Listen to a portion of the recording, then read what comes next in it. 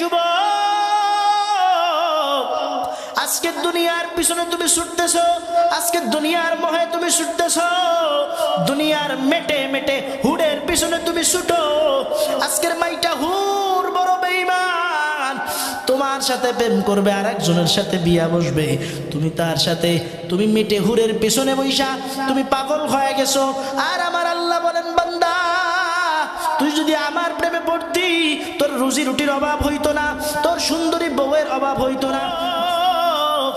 তুমি কেমন হইছো? আজকে তুমি নেশার পিছনে ঘুরতেছো, তুমি নারীর পিছনে ঘুরতেছো, তুমি টাকার পিছনে ঘুরতেছো, তুমি সম্পদের পিছনে ঘুরতেছো, তুমি ক্ষমতার পিছনে ঘুরতেছো।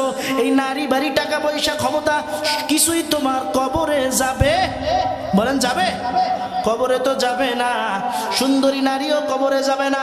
বরং তুমি আজকে সুন্দরী নারীর প্রেমে পড়িয়া তুমি আমার মালিককে ভুলে গেছো। আজকে দেখা যায় আমার মা বোনেরা এমন ভাবে চলাফেরা করে, এমন ভাবে আমার মা বোনেরা রাস্তা দিয়ে হাঁটে, যুবকদেরকে আকর্ষণ করে। আমি বলবো, রে মা, তুমি বাইজিদ বুস্তামির মা, তুমি আব্দুল কাদের জিলানির মা, তুমি খাজা খানজালানী রহমতুল্লাহ আলাইহির মা, তুমি সৈয়দ ফয়জুল করিমের মা, তুমি রেজাউল করিমের মা, তুমি থাকবা পর্দার ভিতরে। হে মা, তোমার সম্মান আল্লাহর কাছে অনেক বেশি, আল্লাহ তোমাকে অনেক সম্মান দিছে। কিন্তু আজকে তুমি যেমন দুনিয়ার পিছনে ঘুরতেছো, তোমার রূপ যৌবন চেহারা তুমি সুন্দর চোখে দেখাইছো, তোমার কারণে মার্কেটে হাঁটা যায় না, বাজারের মধ্যে হাঁটা যায় না। কথা বলেন ঠিক কিনা? হে দুনিয়ার মানুষ, আমি বারবার সব জায়গায় মানুষদেরকে বুঝাই যে ইবাদতের মধ্যে আসো, আল্লাহর দাসত্বের মধ্যে আসো। তুমি যে মহিলা মানুষ বাজারে গেছো, তোমাকে যতগুলো পুরুষ দেখছে ততগুলো জিনার গুনাহ হইছে। এইবার তুমি যদি নিজেকে প্রদর্শন, নিজেকে আকর্ষণীয়ভাবে সাজাও, আমার আল্লাহর লানত তোমার প্রতি। কথা বলেন ঠিক কিনা? এজন্য হে মা, তোমার চরিত্র হবে ফুলের মতো পবিত্র। আজকে তোমার চরিত্র কেন ধ্বংস হয়ে গেছে? তিনজন যুবক, কয়জন? সবাই বলেন। বনি ইসরাইলের জামানায়, বুখারীর বর্ণনায় ঘটনা এসেছে, বনি ইসরাইলের জামানায় তিনজন যুবক, তারা চিন্তা করছে ঘুরতে যাবে। কই যাবে? ঘুরতে যাবে। আমাদের সমাজের যুবকেরা আছে না, এইখানে ঘুরতে যায়, কক্সবাজার ট্যুরে যায়, এরকম যুবক আছে না? নাই। তারা চিন্তা করছে ঘুরতে যাবে, তারা ঘোরার জন্য নিয়ত করে ফেলছে। তারা তাদের সওয়ার নিয়ে উদ্দেশ্য করছে ঘোরার রওয়ানা। তারা যাইতে যাইতে মরুভূমির মধ্যে চলে গেছে। হঠাৎ করে আকাশটা মেঘাচ্ছন্ন আকাশ হয়ে গেছে। আকাশের মধ্যে ঝড়ের পূর্বাভাস লক্ষ্য করা যায়, ঝড় আসতেছে। তারা দেখতেছে পূর্ব দিক থেকে বাতাসের একটা বড় আবহাওয়া আসতেছে। এইবার তারা চিন্তা করছে, এসেছিলাম ঘোরার জন্য, মনোরঞ্জন করার জন্য, আজকে দেখি আমাদের মৃত্যুর কোলে ঢলে পড়তে হবে। ওই তিন বন্ধুর মধ্যে একজন বন্ধু ছিল, তিনি বলতেছে, বন্ধু আমরা তো বাঁচতে মনে হয় পারবো না, কিন্তু ওই যে একটা পাহাড় দেখা যায়, চলো না, ওই পাহাড়ের মধ্যে কোনো গুহা থাকলে বাঁচতেও পারি। তারা তিনজন বন্ধু মিলে ওই গুহার মধ্যে চলে গেছে। পাহাড়ের কিনারায় যাওয়ার পর দেখে একটা ছোট্ট একটা গুহা। তারা ওই গুহার মধ্যে ঢুকে গেছে। ঢোকার পর তারা চিন্তা করছে, যাক কোনো মতে ঝড়টা থামলে আমরা বাসায় চলে যাব, ঘোরার দরকার নাই। হঠাৎ করে পানি এবং বৃষ্টির চাপ, পানি এবং বৃষ্টির চাপে একটা পাথর এসে ওই গুহার মুখটা বন্ধ করে দিছে। গুহার মুখ বন্ধ করে দেওয়ার পর যুবকরা চিন্তা করতেছে, হায় হায়, এসেছিলাম তো বাঁচার জন্য। বুখারীর বর্ণনায় কোনো বানানো কথা বলতেছি না, এসেছিলাম তো বাঁচার জন্য, এখন দেখি আমাদের তো মৃত্যুর কোলে ঢলে পড়তে হবে।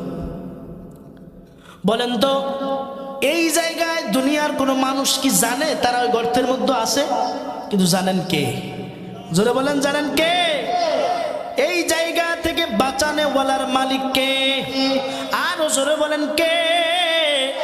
জায়গা থেকে থেকে বাঁচানোর মালিক আমার আল্লাহ। বন্ধুদের মধ্যে একজন বলতেছে, দুনিয়ার কেউ জানে না আমরা এখানে আসছি, কিন্তু এখানে বাঁচানেওয়ালা একজন আছে, তিনি হলো রব আল্লাহ। এই যুবক আমার বন্ধুগণ, দুনিয়াতে কোন নেক আমল করছো, কি আমল করছো, এই আমল অনুযায়ী যদি আল্লাহর কাছে দোয়া করো রে, আমার মালিক নেক আমলের বিনিময়ে মাফ করে দিবে। এইবার একজন যুবক নেক আমলের বিনিময়ে আল্লাহর কাছে দোয়া করতেছে, দয়ার আল্লাহ, জীবনে তেমন কোনো ভালো কাজ আমার জীবনে না, একটা কাজ আমার জীবনে ভালো আছে রে। আমি বাজারে গিয়ে গিয়ে দুধ বিক্রি করতাম। কি বিক্রি করতাম? বাজারে গিয়ে গিয়ে আমি দুধ বিক্রি করতাম। বাজারে গিয়ে দুধ বিক্রি করার পর অবশিষ্ট যতটুকু দুধ থাকতো আমি আমার বাসায় এনে পিতামাতাকে খাওয়াইতাম। কিন্তু একদিন হঠাৎ আমার সমস্ত দুধ বিক্রি হয়ে গেছে, অল্প একটু দুধ রয়ে গেছে, কিন্তু বাসায় ফিরতে আমার দেরি হয়ে গেছে। যে দেখলাম আমার আব্বা আম্মা ঘুম পড়েছে, আমি দুধ জাল করিয়া আব্বা আম্মার নিচে দাঁড়িয়ে আছি। যতক্ষণ পর্যন্ত আমার আব্বা আম্মা ঘুম থেকে উঠে নাই, ততক্ষণ পর্যন্ত আমি দুধ নিয়ে দাঁড়ায় আছি। আমার আব্বা আম্মা চোখ খুলে দেখে আমি সন্তান, আব্বা আম্মার শিওরে দাঁড়ায় আছি। আমার আব্বা আম্মা ডাক দিয়া কয়, ও সন্তান তুমি কি ঘুমাও নাই? বলে, মা আজকে দুধ না খেয়ে আপনারা ঘুমায় গেছেন, আমি ঘুম থেকে ডাকি নাই, এই কারণ আপনারা কষ্ট পাবেন। আর দুধ যদি উঠে দেখেন ক্ষুধা লাগছে, দুধ যদি না পান আপনাদের কষ্ট হবে। আল্লাহকে ডাক দিয়া কয়, তার মানে এই নেক আমলটা আমি দুনিয়ার কোনো মানুষদেরকে দেখাবার জন্য করি নাই, একমাত্র আপনার দেখানোর জন্য, আপনাকে উদ্দেশ্য ভালোবেসে মোহাব্বত করে করছি। ও আল্লাহ, আমার এই আমলটা যদি আপনার দরবারে পছন্দ হয়, এই আমলের বিনিময়ে আজকে আমাদেরকে এই গুহা থেকে রক্ষা করেন। যুবক ডাক দিয়া কয়, এই দোয়া করার সাথে সাথে দেখলাম পাথরের 1/3 ফাঁকা হয়ে গেছে। এতক্ষণ পর্যন্ত গুহার মধ্যে আলো ঢুকে না, বাতাসও ঢুকে না, এখন আলো ঢুকে বাতাসও ঢুকে। বাকি আছে কয়জন বন্ধু? 2 জন। দ্বিতীয় বন্ধু হাঁটুকারা দিয়ে বসে গেছে, দয়ার মালিক। এই যুবক তোমরা একটু ভালো করে শোনো এই কাহিনীটা। দ্বিতীয় বন্ধু হাঁটু গোনা দিয়ে বসে গেছে, আল্লাহ আমার একটা সুন্দরী রূপবতী গুণবতী চাচাতো বোন ছিল, আমি এই চাচাতো বোনটাকে বড্ড বেশি ভালোবাসতাম, মোহাব্বত করতাম, আমি ওকে মনে মনে বিছানায় চাইতাম, কিন্তু ওর সামনে কোনোদিন বলতে পারি নাই।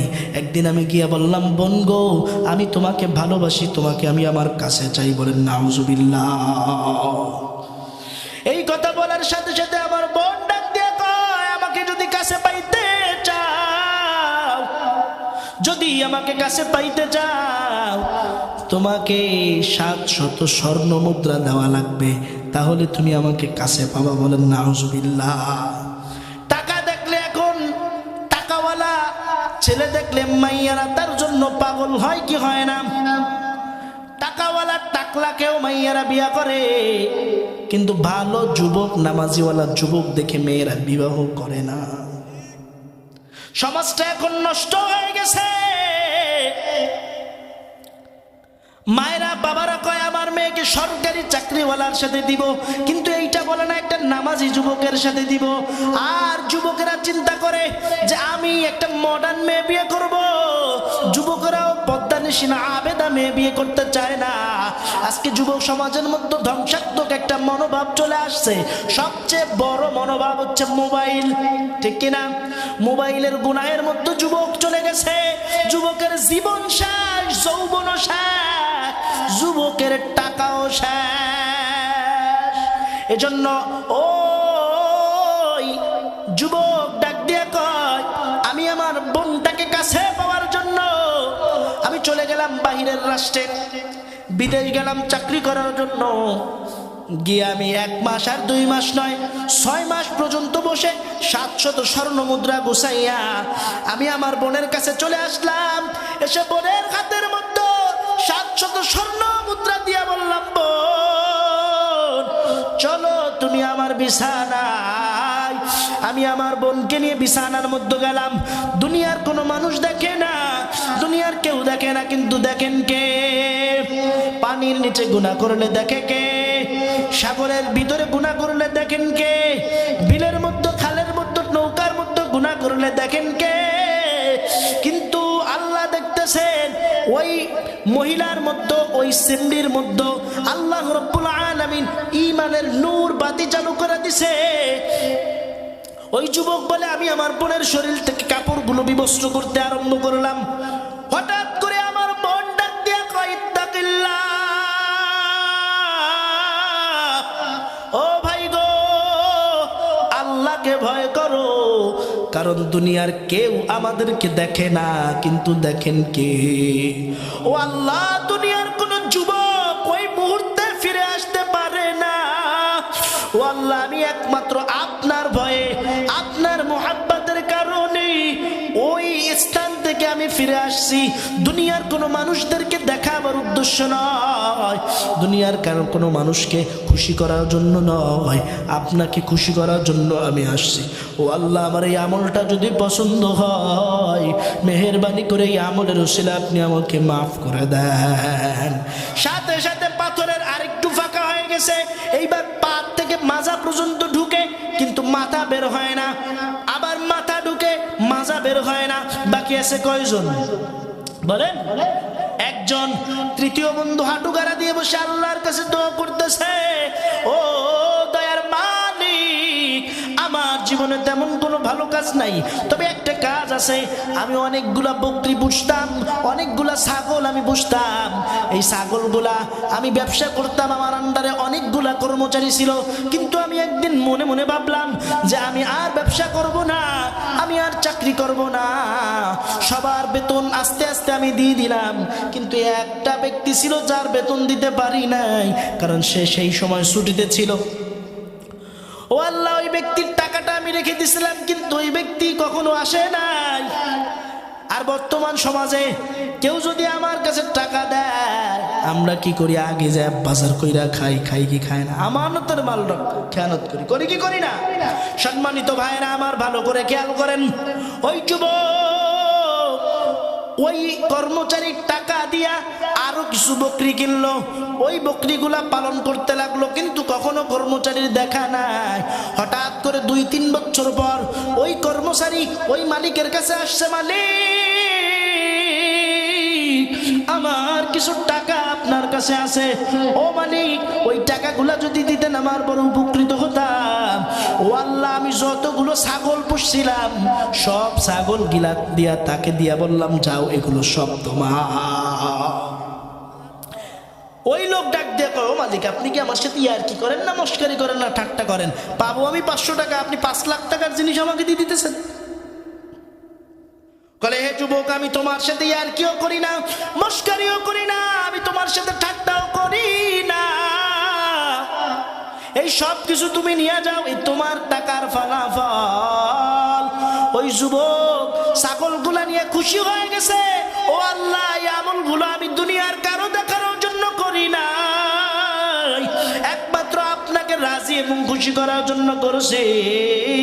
ও আল্লাহ, এই আমলগুলা যদি আপনার পছন্দ হয়, এই আমলের উসিলা করে আপনি আমাকে মাফ করে দেন। আল্লাহ রাব্বুল আলামিনের তরফ থেকে ওই যুবকের গুহার মুখ থেকে পাথর সরে গেছে। হে আমার যুবক বৃদ্ধ বাবাজি, ভালো করে শুনেন। এই নেক আমলের বিষয়ে আমরা 3টা জিনিস শিখলাম। 1 নাম্বার, পিতামাতার খেদমত। জোরে বলেন কি? পিতামাতার খেদমত করলে দুনিয়াও শান্তি পাওয়া যাবে, আখিরাতেও শান্তি পাওয়া যাবে কি যাবে না? 2 নাম্বার, নিজের যৌবনের হেফাজত। হে যুবক, তুমি নিজের যৌবনের হেফাজত করো। খাতার নিচে বসে মোবাইল চাপো সারা রাত, দুনিয়ার কেউ দেখে না, দুনিয়ার কেউ তোমাকে নিষেধ করে না, কিন্তু দেখেন কে? আরে যুবক ভাই, এ দুনিয়াতে যদি তোমার মা 1 দিন 2 দিন 3 দিন তোমার অপকর্ম দেখতো, তোমাকে তাড়া দিত, তোমাকে মার দিত, এ দুনিয়ার মানুষ, এলাকার মানুষ যদি তোমার অপকর্মগুলো দেখতো, তোমাকে বাড়ি থেকে তাড়া দিত, তোমাকে মারতো, এলাকা ছাড়া করে দিত। কিন্তু আমার আল্লাহ তোমার গুনাহ অনবরত দেখতেছে। আমার আল্লাহ গুনাহ দেখতেছে, গুনাহ। আমার আল্লাহ রাগ কইরা জমিন থেকে তোমাকে তাড়া দেয় না। আমার আল্লাহ বারবার বারবার তোমাকে আমাকে সুযোগ দেয়, এ যুবক তুমি ফিরে আসো, এ যুবক তুমি ফিরে আসো। আমার আল্লাহ ডাক দিয়া কয়, যুবক ভাই তুমি নামাজে আসো, নামাজে আসো। এ আমার বান্দা যখন ফজরের নামাজে আসো না, আমি আল্লাহ তোমার জন্য অপেক্ষা করতে থাকি। আমার বান্দা বুঝি জোহরের নামাজে আসবে। আমার বান্দা যখন জোহরে আসে, আল্লাহ ডাক দিয়া কয়, ও ফেরেশতা আমার বান্দার আমলনামায় গুনাহ লাগবে না। আমার বান্দা হয়তো আসরে আসবে। আমার বান্দা যখন আসরে আসে না, আমি বলি ফেরেশতা গুনাহ লাগবে না। আমার বান্দা হয়তো মাগরিবে আসবে। আমার বান্দা যখন মাগরিবেও আসলো না, আমি বলি আমার বান্দা এশায় আসবে। যখন এসে আসলো না, আমি আবার অপেক্ষা করি আমার বান্দা তাহাজ্জুদের মুসল্লায় আসবে। কিন্তু তুমি আসলা না, আমি আল্লাহর নাফরমানির মধ্যে লিপ্ত হয়েছো, আমি আল্লাহর গুনাহের মধ্যে লিপ্ত হয়েছো, জিনার গুনাহের মধ্যে লিপ্ত হয়েছো। এ আমার মা বেপরদায় চলতেছো, তোমার রূপ যৌবন তোমার স্বামী ছাড়া অন্য পুরুষদেরকে তুমি দেখাও। এ মাগো, তোমার ওই জাহান্নাম কিন্তু বড় ভয়ঙ্কর, ওই জাহান্নামের আগুন সহ্য করতে পারবা না। এরে আমার যুবক বৃদ্ধ বাবাজি, দুনিয়াতে যদি ভালো কাজ না করে যান, দুনিয়াতে যদি আল্লাহ আল্লাহর রাসূলের হুকুম না পালন না করে যান, ওই কবরে আপনারও যাওয়া লাগবে, ওই কবরে আমারও যাওয়া লাগবে। ওই কবর কারো জন্য আপন না, ওই কবর কারো জন্য আপন না। ওই কবর যদি আপন হইতো, নবীর মেয়ে ফাতেমা যখন ইন্তেকাল করলেন, হযরত আলী রাদিয়াল্লাহু তাআলা আনহু আবু যরকে বললেন, আবু যর তুমি ফাতেমার কবর খুঁড়তে যাও। আবু যর যখন ফাতেমার কবর খুঁড়তে গেল, কবরের মাটিকে ডাক দিয়া কয়, কবরের মাটি তোমার মধ্যে আজকে কাকে রাখবো তুমি জানো? ও কবরের মাটি, খাতুনে জান্নাত, জান্নাতের মহিলাদের সর্দারিনী ফাতেমাকে তোমার মধ্যে রাখবো। খবরদার খবরদার, কবরের মাটি বেয়াদবি করবা না। কবরের মাটির কোনো জবাব আসে না, লা জবাব। আবার কবরের মাটিকে প্রশ্ন করা হলো, ও কবরের মাটি তোমার মধ্যে কাকে রাখবো তুমি জানো নি? ও কবরের মাটি তোমার মধ্যে রাখবো হাসান হোসেনের মা ফাতেমাকে তোমার মধ্যে রাখবো। খবরদার খবরদার, কবরের মাটি বেয়াদবি করবা না। কবরের মাটির লা জবাব, কোনো জবাব নাই। আবার প্রশ্ন করা হলো, কবরের মাটি তোমার মধ্যে আজকে কাকে রাখবো জানো? হযরত আলীর স্ত্রীকে তোমার মধ্যে রাখবো। খবরদার খবরদার, কবরের মাটি বেয়াদবি করবি না। ও কবরের মাটির কোনো জবাব নাই। কবরের মাটি আবার জবাব দিল, ও কবরের মাটি তোমার মধ্যে আজকে যাকে রাখতে যাচ্ছি, তিনি হলেন বিশ্ব নবী জনাবে মুহাম্মদুর রাসূলুল্লাহ সাল্লাল্লাহু আলাইহি ওয়াসাল্লামের কলিজার টুকরা ফাতেমাকে তোমার মধ্যে রাখতে যাচ্ছি। খবরদার খবরদার, কবর বেয়াদবি করবি না। আল্লাহর তরফ থেকে ওরে কবরের মাটির জবান খুলে গেছে। কবরের মাটি আবু যরকে ডাক দিয়া কয়, রে আবু যর, খবরদার খবরদার, বেয়াদবি করবি না। কে নবীর মেয়ে ফাতেমা আমি চিনি না, কে হাসান হোসেনের মা আমি চিনি না, কে খাতুনে জান্নাত আমি চিনি না। আমার মধ্যে যেই ব্যক্তি ভালো আমল নিয়ে আসবে, আমি তাকে চিনি বাগান। আর আমার মধ্যে যদি কেউ খারাপ আমল নিয়ে আসে, আমি তো এই যুবক আমার বৃদ্ধ বাবাজি, কি আমল নিয়ে কবরে যাইতেছ? দুনিয়াতে যদি আল্লাহর হুকুম মানিয়া ভালো আমল করিয়া যদি দুনিয়া থেকে বিদায় হও, কবরে যাওয়ার সাথে সাথে প্রথম প্রশ্ন করা হবে, মান রব্বুকা, তোমার রবকে? তুমি প্রথম প্রশ্ন করবে। দ্বিতীয় প্রশ্ন করবে, মান দীনুকা, তোমার দিন কি?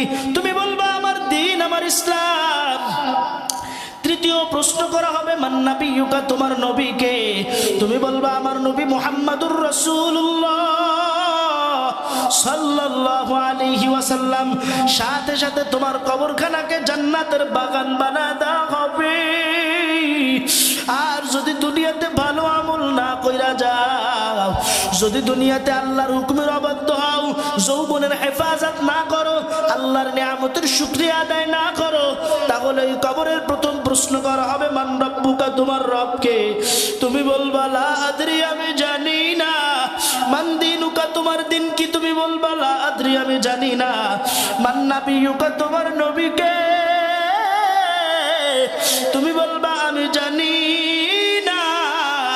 কবর তোমার জন্য এই প্রশ্নের জবাব দেওয়ার সাথে সাথে কবরের দুই পাশের মাটি এমন জোরে চাপ মারবে, চাপের সাথে বাজরের হাড্ডিগুলো চুরমার হয়ে যাবে। ওই কবরের আযাব সহ্য করতে পারবা না। একটা আর দুইটা নয়, কমপক্ষে 99টা সবল মারতে থাকবে। কবরের মধ্যে এমন ফেরেশতা, চোখেও দেখে না, কানেও শুনে না, কথাও বলতে পারে না। ওই ফেরেশতার হাতে এমন গুর্জ থাকবে, ওই গুর্জ দ্বারা এমন আঘাত মারবে, একটা আঘাতের সাথে সাথে 70 গজ মাটির নিচে ঢুকে যাইবা। আবার কবরের থেকে তোমাকে চুল ধরে টেনে উঠাবে। এরে আম্মা জান, তুমি তোমার চুল নিয়ে তুমি রাস্তাঘাটে ঘুরতেছো, এ তোমার কবরের মধ্যে এক একটা চুল এক একটা সাপ হবে। ওই কবরের আযাব সহ্য করতে পারবা না। এজন্য